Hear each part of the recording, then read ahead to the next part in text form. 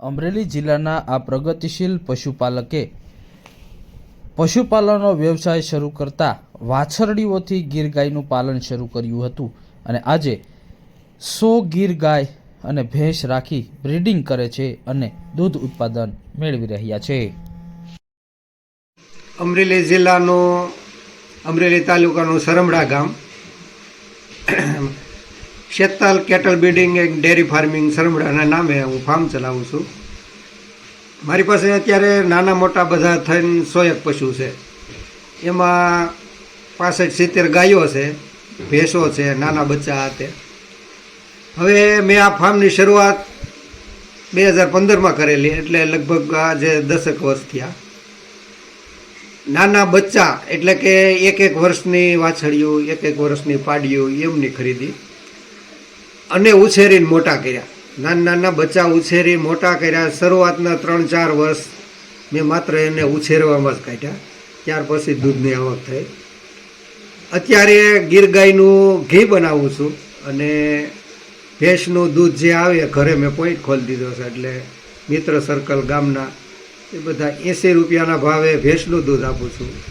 ગાયનું દૂધ માત્ર ઘી જ બનાવું છું અને મારા ફાર્મનું એટલે કે શેતલના નામથી, મારી પોતાની બ્રાન્ડના નામથી બધે ઓનલાઈન માર્કેટિંગ કરું છું।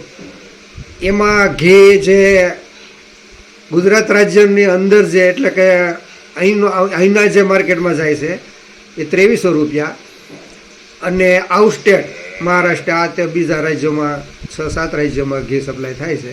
ઓનલાઈન આવે છે, ક્યાંથી આવે છે, ક્યાં જાય છે, રામદેવજી જાણે। બહારના સ્ટેટમાં જે જાય એ બધું 2500ના ભાવ થાય। રોજનું 4 કિલો ઘી થાય છે અને 30 લીટર સવારમાં, 30 લીટર સાંજે એવું ભેંસનું દૂધ થાય છે। સારું એવું માર્કેટિંગ બધું વ્યવસ્થિત ગોઠવાઈ ગયું છે।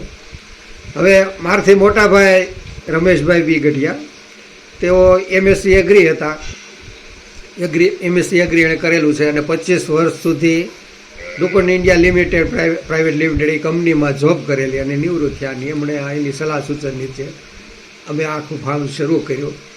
આખું ઘીનું માર્કેટિંગ એના હાથમાં, એ ઓનલાઈન ઓર્ડર લે અને જે તે ગ્રાહક સુધી બધું સપ્લાય કરે છે।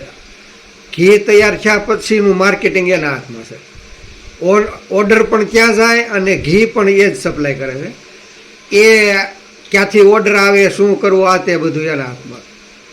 આ રીતે અમારું કામ ચાલે। 5 વાછરડીથી શરૂઆત કરનાર આ પ્રગતિશીલ પશુપાલક છે।